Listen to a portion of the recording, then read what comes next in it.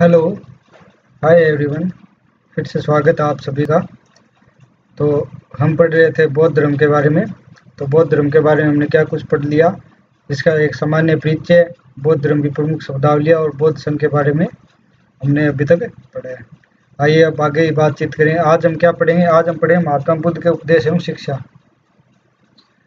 महात्मा बुद्ध को जब ज्ञान प्राप्ति हुई थी तो उन्होंने क्या उपदेश दिया, किस शिक्षा का प्रचार प्रसार किया, वो सब देखेंगे। तो चलिए शुरू करते हैं आज की क्लास। महात्मा बुद्ध के उपदेश एवं शिक्षा। महात्मा बुद्ध ने जनसाधारण की भाषा मागधी में उपदेश दिए थे। जो लोकल पब्लिक में जो लैंग्वेज चलती थी उस भाषा में इन्होंने उपदेश दिए थे। महात्मा बुद्ध एक व्यवहारिक सुधारक भी थे। इन्होंने मध्यम मार्ग का उपयोग किया। इन्होंने ना तो अत्यधिक भोग विलास पर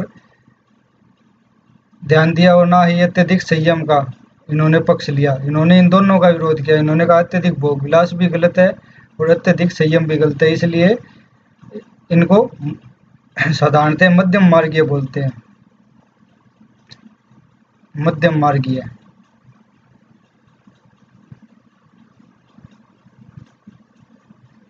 और मध्यम मार्गीय होने की वजह से ये आत्मा और परमात्मा के चक्कर में भी नहीं फंसे थे।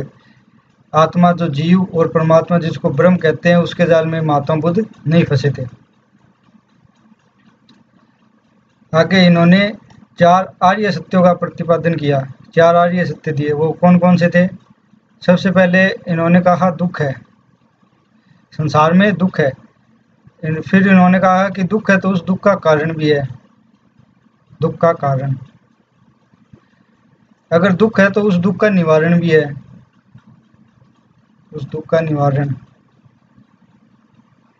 निवारण यानी उपचार, इलाज। और दुख निवारण का क्या तरीका होगा? दुख निवारण का अष्टांगिक मार्ग। अष्टांगिक मार्ग।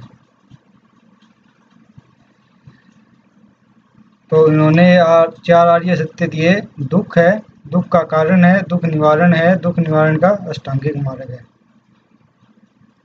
तो लोगों ने पूछा कि संसार में दुख है तो दुख क्या है, दुख किसको बोलेंगे? तो महात्मा बुद्ध ने इसका जवाब दिया कि सब कुछ दुख है, सब कुछ दुख है।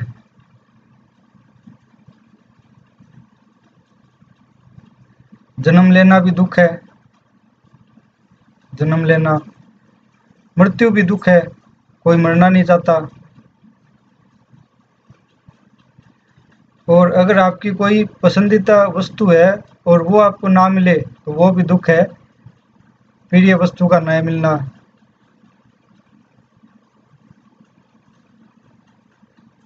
और अगर आपको कोई वस्तु पसंद नहीं है और वो आपको मिल जाए तो वो भी एक प्रकार का दुख ही है, अप्रिय वस्तु का मिलना। तो महात्मा बुद्ध ने कहा कि संसार में दुख है तो ये सब दुख ही है। कोई भी इंसान है वो दुख से परे नहीं है। तो फिर लोगों ने पूछा, अच्छा दुख का कारण क्या है? फिर इसका कारण क्या है कि संसार में दुख है, इसका कारण क्या है? तो महात्मा बुद्ध ने जवाब दिया कि तृष्णा या इच्छा। हमारे मन में जो इच्छा उत्पन्न होती है वो इसका मुख्य कारण है। अज्ञानता भी इसका एक मुख्य कारण है। अज्ञानता, अशिक्षा भी इसका एक कारण है। अशिक्षा। तो तृष्णा, इच्छा, अज्ञानता और अशिक्षा को दुख का कारण बताया। दुख का निवारण क्या है? फिर दुख का निवारण यही है, इच्छाओं का त्याग। इच्छाओं का त्याग या फिर ज्ञान प्राप्ति। अगर आपको ज्ञान प्राप्त हो जाएगा या आप अपनी इच्छाओं को मार देंगे, इच्छाओं का त्याग कर देंगे, तो इससे आपके दुख का निवारण हो जाएगा। फिर आपके जीवन में कोई दुख रहेगा ही नहीं, आप निर्वाण की प्राप्ति कर लोगे। तो दुख निवारण के लिए महात्मा बुद्ध ने 8 नियम बताए। 8 मार्गों का अनुसरण करने वाला अपने दुखों का निवारण कर सकता है। तो वो 8 मार्ग कौन कौन से हैं, आइए देखते हैं। तो सबसे पहले उन्होंने कहा सम्यक दृष्टि। दूसरा है सम्यक संकल्प। तीसरा है सम्यक वाणी। चौथा है सम्यक कर्मांत। पांचवा है सम्यक आजीव। छठा है सम्यक व्यायाम, सातवां है सम्यक स्मृति और आठवां है सम्यक समाधि। तो ये महात्मा बुद्ध ने 8 नियम दिए और कहा कि आप इन 8 नियमों का अच्छे से पालन करो। 8 नियम, और जब आप इनमें निपुणता प्राप्त कर लेंगे तो आप अपने दुखों से निवारण प्राप्त कर लेंगे, दुखों का आपके दुखों का उपचार हो जाएगा। महात्मा बुद्ध एक अनिश्वरवादी और नात्मवादी थे। अनिश्वरवादी क्या होता है? ईश्वर में विश्वास नहीं करना, ईश्वर को नहीं मानना। और अनात्मवादी क्या होता है? आत्मा को नहीं मानना।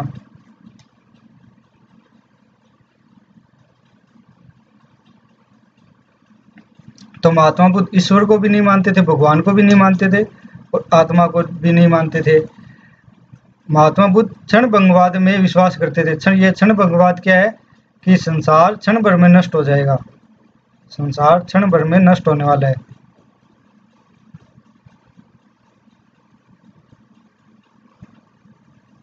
है। यानी क्षणिक है। महात्मा बुद्ध ने संसार को क्षणिक कहा है, यानी ये पल भर का मेहमान ही है संसार, और कुछ नहीं है इसके अलावा। महात्मा बुद्ध ने कर्मवाद पर विश्वास किया। कर्मवाद क्या होता है? कर्मवाद ये वही होता है, अच्छे कर्मों का अच्छा फल,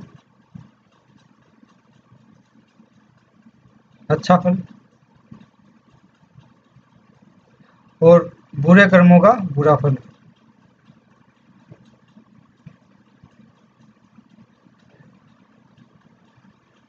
हम हर जगह सुनते ही है, आप अच्छा काम करोगे तो आपको अच्छा फल मिलेगा, बुरा काम करोगे बुरा फल मिलेगा। तो ये सब कर्मवाद के अंतर्गत आता है। महात्मा बुद्ध कर्मवाद में विश्वास करते थे। एक और है पुनर्जन्म में विश्वास। महात्मा बुद्ध पुनर्जन्म में भी विश्वास किया करते थे। तो फिर लोगों ने पूछा कि आप तो आत्मा में मानते नहीं है, आप तो भगवान को भी नहीं मानते, तो फिर पुनर्जन्म होगा किसका? तो महात्मा बुद्ध ने कहा कि मनुष्य जब तक निर्वाण की प्राप्ति नहीं करता तब तक उसमें इच्छा ही रहती है, तृष्णा ही रहती है, तो उन इच्छाओं का पुनर्जन्म होता है। इच्छाओं का पुनर्जन्म। पुनर्जन्म किसका बताया? इच्छाओं का, जो मनुष्य के भीतर होती है और जिनको नष्ट करने के लिए, समाप्त करने के लिए महात्मा बुद्ध ने अष्टांगिक मार्ग दिया था। उसके बाद महात्मा बुद्ध ने 10 आचरण के नियम भी निकाले, जिसको कौन फॉलो करेगा? उसको जो बौद्ध धर्म का अनुयायी है वो इन नियमों को मानेगा, इन आचरण का अनुसरण करेगा। और कौन कौन से थे? सबसे पहले अहिंसा, हिंसा नहीं करना। दूसरा है सत्य भाषण बोलना, कभी झूठ नहीं बोलना। तीसरा है अस्तेय, यानी चोरी नहीं करना। चौथा है ब्रह्मचर्य, ब्रह्मचर्य का पालन करना। पांचवा है नशे का त्याग करना। ये जो 5 नियम है, ये पांचों नियम जो सामान्य उपासक थे, जो गृहस्थ उपासक थे, जिन्होंने अपने गृहस्थ जीवन का त्याग नहीं किया था, और जो बौद्ध भिक्षु थे, बौद्ध भिक्षु, इन दोनों लोगों को इन 5 नियमों का पालन करना ही पड़ता था, अनिवार्य था। उसके बाद है असमय भोजन का त्याग। असमय कभी भी भोजन नहीं करना, इनका फिक्स टाइम होता है भोजन करने का, अपने उसी समय पे भोजन करना। माला धारण नहीं करना, सुगंधित जो चीज़ें हैं उनका त्याग करना, परफ्यूम सेंट वगैरह सब कुछ त्यागना। नृत्य संगीत का त्याग, संगीत वाद्य नहीं सुनना, टिकटॉक पे वीडियो नहीं बनाना। सोना चांदी का त्याग, आभूषणों का त्याग करना, और कोमल शैया पे नहीं सोना, यानी कि मखमल के गद्दे पे नहीं सोना। ये जो बाकी के जो 5 जो आचरण है या 5 जो सिद्धांत है, इनका पालन केवल बौद्ध भिक्षु करते थे। यानी कि जो गृहस्थ इनके अनुयायी थे उनको इसमें छूट प्राप्त थी। वो ऐसे में कभी भोजन कर सकते थे, माला धारण कर सकते थे, नृत्य संगीत सुन सकते थे, सोना चांदी का धारण कर सकते थे, और आरामदायक बिस्तरे पर सो सकते थे। उसके बाद अगला एक टॉपिक है बौद्ध संगीति। तो महात्मा बुद्ध की मृत्यु के बाद 4 संगीतियाँ या 4 सम्मेलन हुए, इसको हम क्या बोल सकते हैं? सम्मेलन। और ये सम्मेलन क्यों हुए? क्योंकि अनेक बार महात्मा बुद्ध के बाद संघ में वाद विवाद प्रारंभ हो गया था, तो उसको लेकर 4 सम्मेलन बुलाए गए। तो सम्मेलन कौन कौन से है? तो सबसे पहला सम्मेलन जो था वो 483 ईसा पूर्व यानी कि महात्मा बुद्ध की मृत्यु के जस्ट बाद बुलाया गया था। और ये कहाँ पे हुआ था? ये राजगृह में हुआ था। स्थान राजगृह में, ये समय। इसके अध्यक्ष कौन थे? महाकश्यप। और इसके समय राजा कौन था? अजातशत्रु। दूसरी जो संगीति हुई थी, दूसरा जो सम्मेलन हुआ था वो महात्मा बुद्ध की मृत्यु के 100 वर्ष पश्चात हुआ था, यानी 383 ईस्वी पूर्व। कहाँ पे हुआ था? वैशाली में। और इसके अध्यक्ष कौन थे? सर्वकामी या साबरकामी। और इसके समय राजा कौन थे? कालाशोक। तीसरी जो बौद्ध संगीति या बौद्ध सम्मेलन हुआ था वो 247 ईसा पूर्व हुआ था, और ये पाटलिपुत्र में हुआ था तीसरा। और इसके अध्यक्ष थे मोगलीपुत्र तीस, इसके सभा के अध्यक्ष बने थे। और इस समय राजा कौन था? राजा अशोक, चक्रवर्ती सम्राट अशोक, मौर्य राज्य का, जिसको हम लोग लगभग सभी लोग जानते हैं। चौथी बौद्ध संगीति हुई थी प्रथम शताब्दी में, प्रथम सदी में। और कहाँ पे हुई थी? कश्मीर में एक कुंडलवल नाम की जगह है, वहाँ पे हुई थी। इसके अध्यक्ष कौन थे? वसुमित्र। और किसके समय काल में हुई थी? कनिष्क। कनिष्क किस समय राजा था। तो देखते हैं इसमें क्या कुछ हुआ था। प्रथम बौद्ध संगीति में 2 अध्याय जोड़े गए थे, विनय पिटक और सूत पिटक, या इनको हम बोल सकते हैं ग्रंथ या पुस्तक, कुछ भी बोल सकते हैं। विनय पिटक और सूत पिटक जोड़े गए थे। तीसरी बौद्ध संगीति हुई थी, उसमें अभिधम पिटक जोड़ा गया था। और इन तीनों को मिलाकर त्रिपिटक कहा जाता है। त्रिपिटक। तो त्रिपिटक कौन कौन से है बौद्ध संघ में? विनय पिटक, सूत पिटक और अभिधम पिटक। उसके बाद जो चौथी संगीति हुई थी उसमें इनका विवाद बहुत ज्यादा बढ़ गया था। उस वजह से जो बौद्ध धर्म था वो 2 भागों में बंट गया। पहला था हीनयान, दूसरा था महायान। इन सब के बारे में हम आगे विस्तार से चर्चा करेंगे, क्या था क्या नहीं। तो सूत पिटक क्या था? बौद्ध धर्म के सिद्धांत और नैतिकता, यानी बौद्ध धर्म के बारे में जो नैतिकता का आचरण था, उसका जो नियम वगैरह दे रखे थे वो सब सूत पिटक में थे, सिद्धांत और नैतिकता के नियम। विनय पिटक में कौन क्या था? बौद्ध धर्म के नियम कानून, बौद्ध धर्म कैसे चलेगा, इसका कैसे अनुपालन करेंगे, वो सब विनय पिटक में था। अभिधम पिटक में क्या था? जो बौद्ध धर्म के जो सिद्धांत थे उनका दार्शनिक व्याख्या, अनेक अनेक अलग अलग दार्शनिकों ने उनकी अलग अलग व्याख्या की थी, वो उस सबका जो संकलन है वो अभिधम पिटक में हुआ था।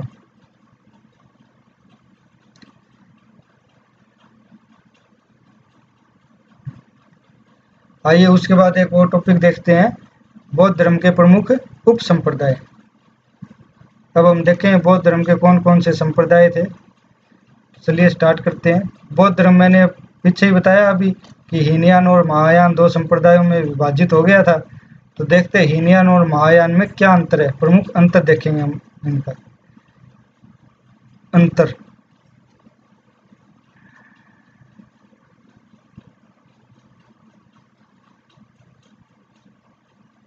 अंतर या समानता और असमानता, समानता और असमानता।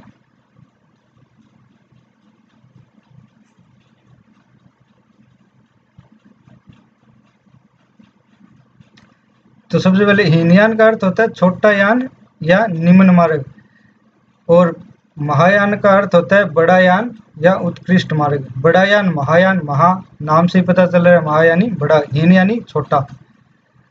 हीनयान का मुख्य जो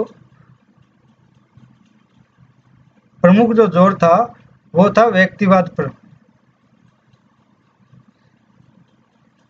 इन्होंने व्यक्तिवाद को बढ़ावा दिया। ये व्यक्तिवाद क्या है? तो व्यक्तिवाद है कि व्यक्ति स्वयं सिर्फ अपने लिए ही निर्वाण प्राप्त कर सकता है, निर्वाण प्राप्ति स्वयं के लिए। और जो महायान है उन्होंने समष्टिवादी पर जोर दिया। ये समष्टिवादी क्या है? समष्टिवादी में यानी व्यक्ति स्वयं के साथ साथ स्वयं के साथ साथ दूसरों के लिए भी निर्वाण प्राप्त कर सकता है, दूसरों के लिए भी निर्वाण प्राप्त कर सकते हैं। तो व्यक्तिवाद का अर्थ है स्वयं अपने लिए निर्वाण प्राप्ति, और समष्टिवादी का अर्थ है स्वयं के साथ साथ दूसरों के लिए भी निर्वाण प्राप्ति। उसके बाद महात्मा बुद्ध, जो महात्मा बुद्ध को है वो महापुरुष मानते थे, देवता नहीं मानते थे। हीनयान वाले, हीनयान में के जो अनुयायी थे वो महात्मा बुद्ध को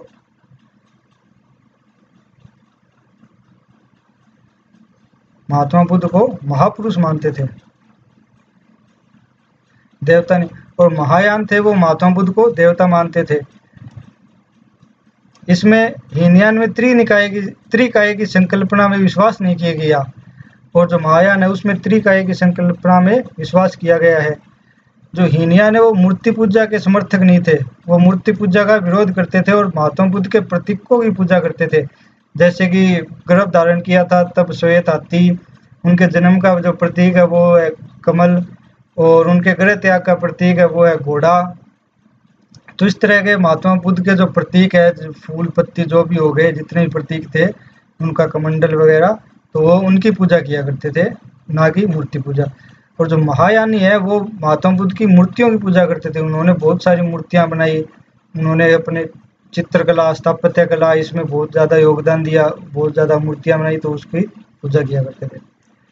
जो हीनयानी है उनका आदर्श था अर्हत प्राप्त करना, यानी कि व्यक्तिगत साधना से निर्वाण प्राप्त करना। और जो महायान था उनका जो मुख्य आदर्श था वो था बोधिसत्व। बोधिसत्व क्या था? दूसरों के लिए निर्वाण प्राप्त करना, दूसरों के लिए निर्वाण प्राप्त करना, दूसरों के लिए निर्वाण प्राप्त करो बोधिसत्व, स्वयं के लिए निर्वाण प्राप्त करना अर्हत। आइए आगे देखते हैं। हीनयान के जो प्रमुख संप्रदाय थे वो थे वैभाषिक और सांत्रातिक, और जो महायान के प्रमुख संप्रदाय थे वो थे पूर्वशैल, बध्यायनीय, शून्यवाद, विज्ञानवाद। ये सब हम आगे विस्तार से देखेंगे कि ये क्या था और इसमें क्या सिस्टम था, कैसे रहते थे ये लोग और किन नियमों का पालन करते थे, सब कुछ। तो अभी तो बस इनका अंतर देखिए आप, ये इनको याद रखना। और जो हीनयानी थे वो पुद्गल शून्यता का उल्लेख करते हैं, और जो महायानी थे वो पुद्गल शून्यता के साथ साथ धर्म शून्यता, इनका दोनों का उल्लेख है महायान में। और हीनयानी ने अपना जो प्रचार प्रसार है वो मुख्यतः पाली भाषा में किया है, जो कि जनसाधारण की भाषा थी, जनसाधारण की भाषा।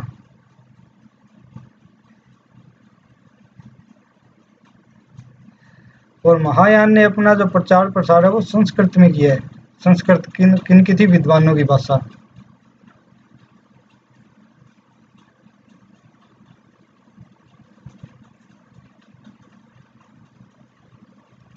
जो हीनयान के प्रमुख साहित्य थे वो थे कथा वस्तु, विशुद्धिमग, अवदान शतक, ये प्रमुख साहित्य या इनके ग्रंथ थे। महायान के प्रमुख साहित्य या ग्रंथ कौन से थे?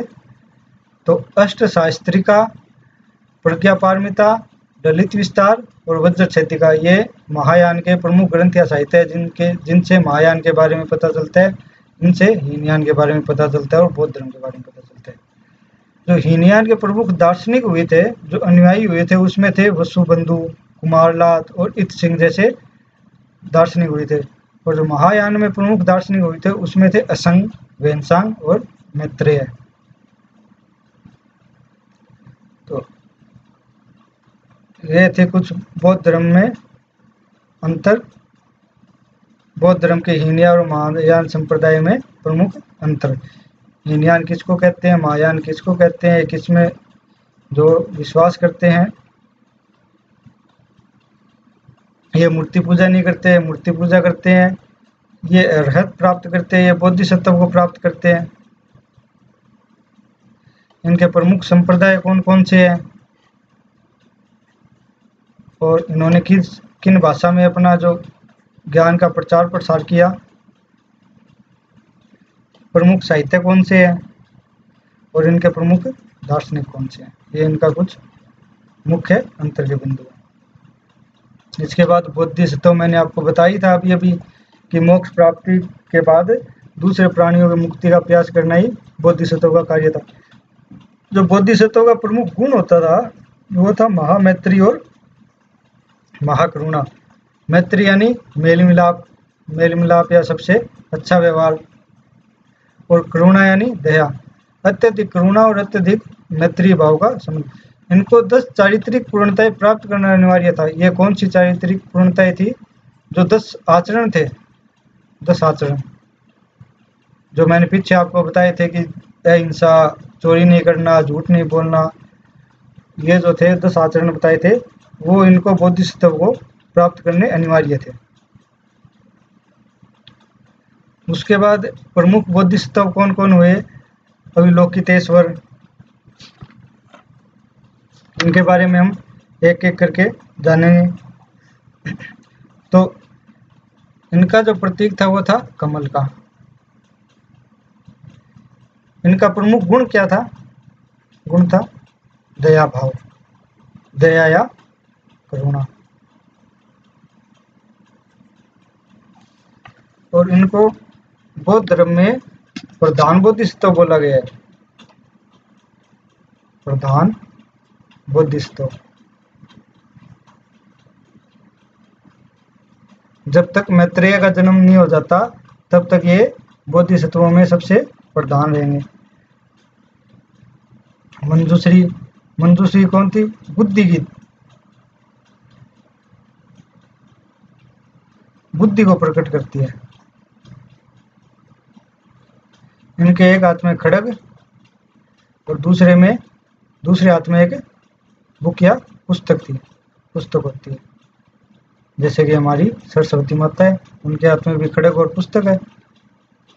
वज्रपाणी, वज्रपाणी की तुलना इंद्र से की गई है। इंद्र की तरह ये भी पाप के शत्रु है, पाप के शत्रु। तो पद्मपाणि अवलोकितेश्वर, इनका प्रतीक है कमल और इनका प्रमुख गुण है दया या करुणा करना, और ये प्रधान बोधिसत्व कहलाते हैं जब तक कि मैत्रेय का जन्म नहीं हो जाता।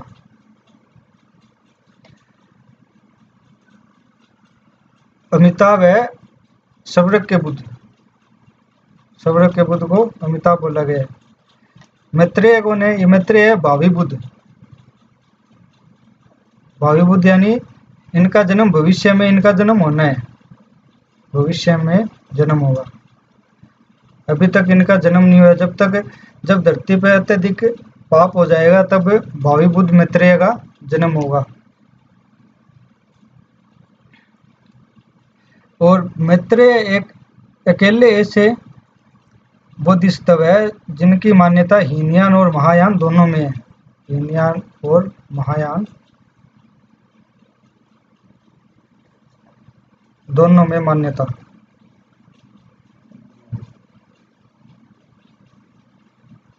हीनयानी और महायानी दोनों मानते हैं कि भविष्य में मैत्रेय का जन्म होगा।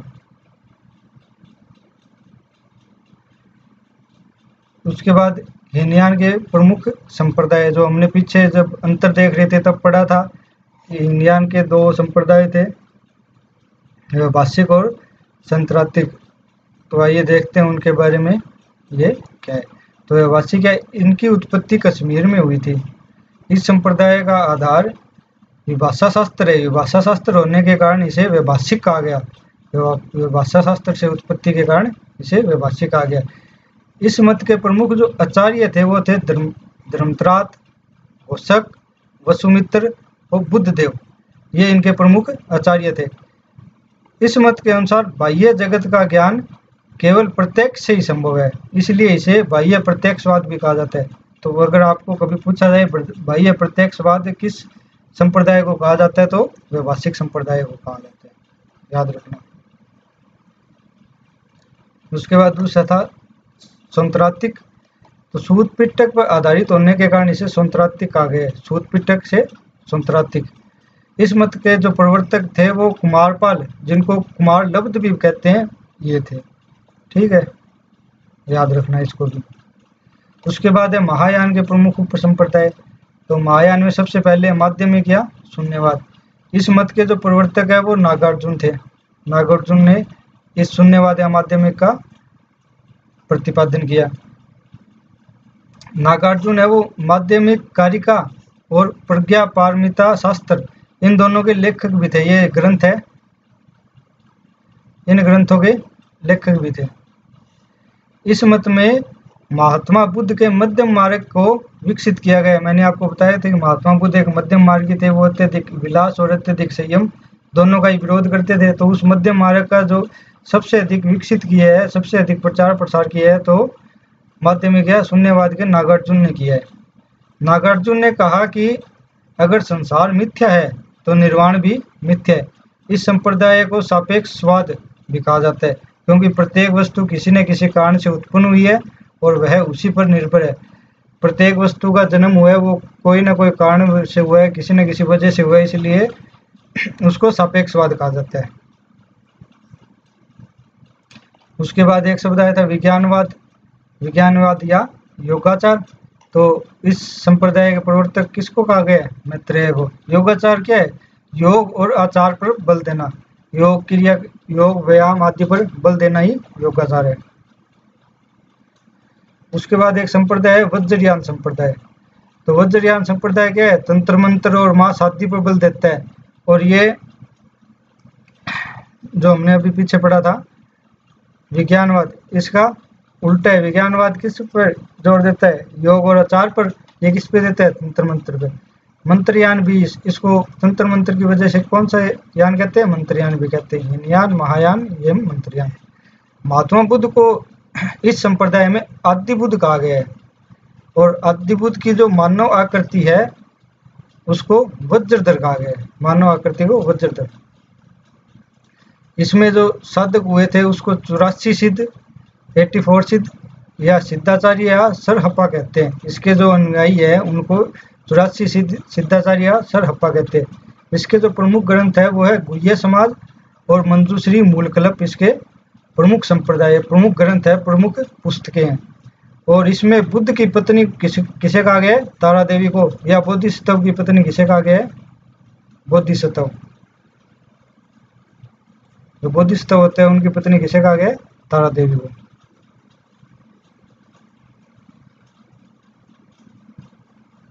और ये बौद्ध धर्म के कुछ अन्य संप्रदाय वैवर्तिक संघ, सहजयान, कालचक्रयान और बद्धायनीय संप्रदाय, चित्तकीय संप्रदाय। कभी मिलान में आपसे कोई क्वेश्चन पूछ लिया जाए तो आप इन संप्रदाय को याद रखना कि यह संप्रदाय बौद्ध धर्म से संबंधित है। ठीक है। अब आगे एक और टॉपिक है, बस ये लास्ट है। विदेशों में बौद्ध धर्म का प्रचार प्रसार। विदेशों में बौद्ध धर्म कहाँ कहाँ फैला और किन्होंने इसका प्रचार प्रसार किया वो देखते हैं। सबसे पहले देखते हैं तिब्बत में। तो नालंदा विश्वविद्यालय के शांत चरित्र जो आचार्य थे उनके निर्देशन में प्रथम तिब्बती बौद्ध मठ की जो बौद्ध मठ है वो बना था। तो शांत रक्षित ने सबसे पहले तिब्बत के अंदर इसका प्रचार प्रसार किया था। उसके बाद आचार्य कमलशील को भी तिब्बत के जो राजा उन्होंने बुलाया था और वहाँ पर शास्त्रार्थ हुआ था। तो इसको हम बोल सकते हैं दूसरा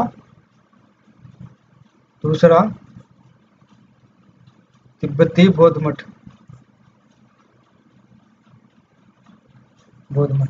तो सबसे पहले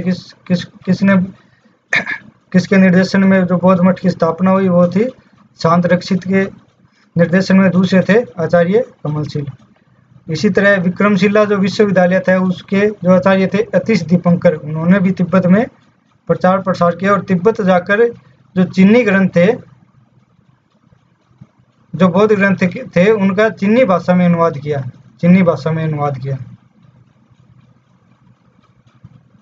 बौद्ध ग्रंथों का चीनी भाषा में अनुवाद किया। चीन में इसका प्रचार प्रसार किसने किया? नागार्जुन ने किया था। और धर्मरत्न और कश्यप मातंग भी दो आचार्य थे जिन्होंने चीन में इसका प्रचार प्रसार किया। उसके बाद जावा में शैलेंद्र शासकों द्वारा यहाँ पे बोरोबुदुर, याद रखना, बोरोबुदुर स्तूप बनवाया गया। बोरोबुदुर स्तूप कहाँ पे है? जावा में। किसने बनवाया? शैलेंद्र जो शासक थे उन्होंने। शैलेंद्र एक वंश है। अब देखते हैं बौद्ध धर्म का पतन। बौद्ध धर्म आप देखेंगे कि अभी हाल फिलहाल में विदेशों में फैला हुआ है, लेकिन भारत में ये लगभग समाप्त हो गया। लगभग बहुत कम इसके बच्चे हैं। तो इसके पतन के जो कारण है वो देखेंगे, पतन के क्या कारण है। तो सबसे पहले तो धीरे धीरे बौद्ध मठों में भ्रष्टाचार फैलने लगा। जो बौद्ध संघ बना था उसमें भ्रष्टाचार फैलने लगा। लोग जो अनुयायी थे वो अत्यधिक भोग विलास में लिप्त होने लगे थे। उसके बाद हिंदू धर्म में सुधार होने लगे। शंकराचार्य जैसे आचार्य आए जिन्होंने हिंदू धर्म की जो कुप्रथाएं थी उनको समाप्त किया और उसमें सुधार करने का प्रयास किया। और आगे चलकर मौर्य काल के बाद हम देखते हैं कि शासकों ने जो बौद्ध धर्म को है वो संरक्षण देना लगभग बंद कर दिया था। कुछ ही शासक थे जिन्होंने बौद्ध धर्म को संरक्षण दिया था। बाकी शासकों ने जैसा हम मौर्य काल में देखते हैं वैसा हम नहीं देख पाते कि शासकों ने बौद्ध धर्म को संरक्षण दिया था। उसके बाद महात्मा बुद्ध ने कहा था कि स्त्रियों के प्रवेश से बौद्ध संघ जहाँ पे 1000 वर्ष तक चलने वाला था 500 वर्ष ही चलेगा। तो स्त्रियों का प्रवेश, संघ में प्रवेश भी एक इसका कारण माना जाता है। उसके बाद तुर्कों ने आक्रमण किया तो जो नालंदा जो विश्वविद्यालय था, नालंदा विश्वविद्यालय,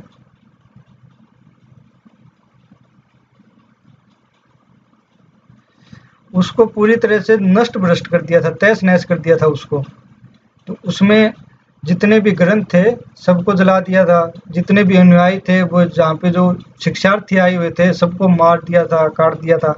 तो तुर्कों का आक्रमण भी इसके पतन का एक कारण माना जाता है। उसके बाद बौद्ध धर्म के खुद के अंदर ही लोग महात्मा बुद्ध की पूजा करने लगे थे, मूर्ति पूजा करने लगे थे और महात्मा बुद्ध इसका विरोध करते थे। तो ये अपवाद बौद्ध धर्म में आ गया था। उसके बाद बुद्ध को देवता मानने लगे। तो महात्मा बुद्ध ने ईश्वर को भी नहीं माना था और इनके अनुयायियों ने महात्मा बुद्ध को ईश्वर बना दिया। महात्मा बुद्ध की मूर्ति पूजा करने लगे थे, उन्होंने मूर्ति पूजा का खंडन किया था। तो ये कुछ कारण है जिसके कारण बौद्ध धर्म का भारत में जो है पतन हो गया था।